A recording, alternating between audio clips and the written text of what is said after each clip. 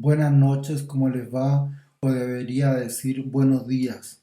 Una vez más, en los días jueves pareciera que los astros se conjugan contra nosotros porque como es la única posibilidad que tengo de salir al médico para el control de la famosa mano, va a ocurrir lo mismo que ocurrió el jueves pasado. Pero esta vez no quiero no hacer la clase, así que les pido que me permitan señalar algunas cuestiones que a mí me parece importante para seguir avanzando en nuestro curso de semiótica aplicada al diseño gráfico. En la última clase, ya no le voy a preguntar a cada uno de ustedes cuál fue el resumen, sino que yo voy a permitirme hacer un resumen. Creo que lo que yo quise que les quedara claro en la última clase fue que cuando nos referimos al diseño gráfico nos estamos refiriendo a un hecho a un hecho gráfico que tiene múltiples connotaciones o múltiples interpretaciones. Por un lado, este hecho gráfico, desde el punto de vista de la semiótica, no es otra cosa que una huella que alguien deja sobre una realidad que puede ser interna o que puede ser externa a él mismo. Y entonces, lo primero que nos fijamos fue en la palabra huella, ¿se acuerdan? Y entonces yo pregunté, ¿qué es una huella? Y dijimos, bueno, una huella es una marca en la realidad. Y claro que sí, entonces el acto gráfico o el hecho gráfico me parece a mí que es una huella luminosa sobre la realidad o acerca de la realidad. Entonces establecimos que esta huella, ¿no es cierto?, es una especie de soporte material del hecho gráfico. Es un acto físico, dijimos. Pero este acto físico, la gracia que tiene en el diseño gráfico es que es un acto que tiene que ver con la transformación, la manipulación, lo digo en el buen sentido, de la luz. Porque es la manipulación de la luz la que finalmente dejará estampado el signo visual que es característico del acto gráfico. Y el acto gráfico entonces es una sucesión de signos para que pueda ser interpretado por los otros. Es una sucesión además de trazos, es una sucesión de huellas para que pueda ser interpretado por los demás.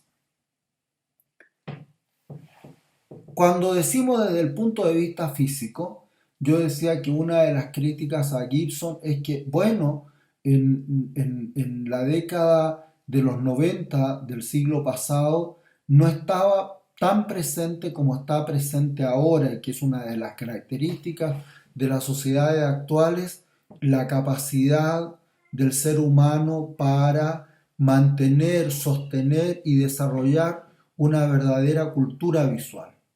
Y entonces la pregunta fue, ¿qué pasa con aquellas imágenes que no siendo estampadas físicamente son virtuales? Y lo que allí dijimos en ese entonces, o lo que él decía, lo que el viejo decía es, bueno, mire, es un signo visual sin huella. Y yo intenté explicarles vehementemente que eso es cierto solo desde el punto de vista formal, es decir, desde el punto de vista de una racionalidad, incluso si ustedes quieren, europea, porque me parece, siempre me ha seguido pareciendo que cualquier acción del lenguaje provoca realidades y que estas realidades, como el caso del acto gráfico, que es un acto fundamentalmente visual, de todas maneras dejará una huella, dejará una marca. no en una hoja, a lo mejor no en una fotografía, pero dejará una marca sobre el ánimo, sobre la percepción, sobre los condicionamientos, sobre los valores de las personas. Y aquí quiero hacer un poco un alto y quiero introducir entonces en esta nueva clase otra variable que tiene que ver con el proceso gráfico. Me parece a mí que el proceso gráfico está en una buena parte determinado por la cultura. La cultura modela el acto gráfico. La cultura permite interpretar el acto gráfico. La cultura permite traspasar ese acto gráfico a las nuevas generaciones. Y en definitiva, este acto gráfico a través de la cultura, mediado por la cultura, permite que las imágenes cobren más o menos valor, cobren más o menos peso.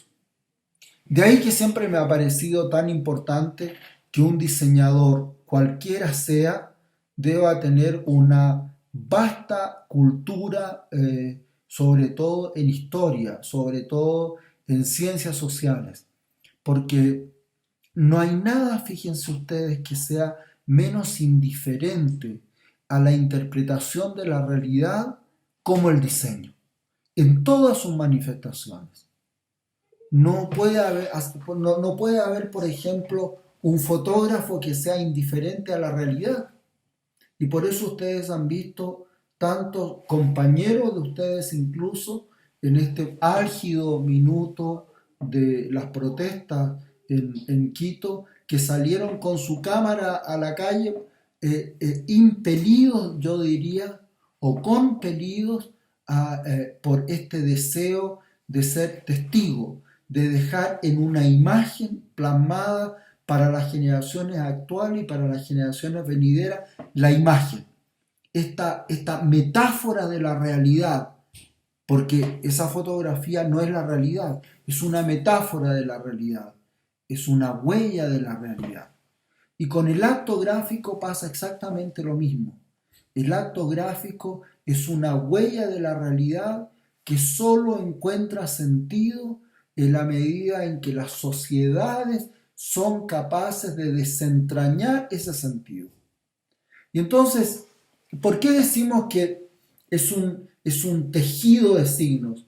Porque claro, este acto gráfico no solo es la imagen, ¿no? No solo es la imagen es la primera capa, pero detrás de esa imagen hay muchas imágenes más. Detrás de la primera percepción hay muchas más percepciones. Detrás de la primera interpretación hay muchas más interpretaciones. Y eso es lo rico del acto gráfico. Y es además yo diría, potenciador del signo como constituyente de este acto gráfico. Porque un signo tiene valor, decía Peirce, y en el documento ustedes lo pueden ver, decía, bueno, un signo solo adquiere la categoría de signo en la medida en que es traducido por otro signo. Y ese otro signo le dará una capacidad de interpretación significativa mucho más grande. Y yo ponía, a propósito de eso, el ejemplo, ¿no es cierto?, de la Torre Eiffel, que en definitiva, si uno hiciera una descripción, no es más que, yo diría, un símil de una gran antena. Es eso, ¿ah? Son cuatro patas, ¿no es cierto?, con arcos equidistantes que van formando una estructura, por cierto, bellísima, pero no es más que eso. O sea, es una antena, no es otra cosa, no es una antena. Ahora, el tema es que el boceto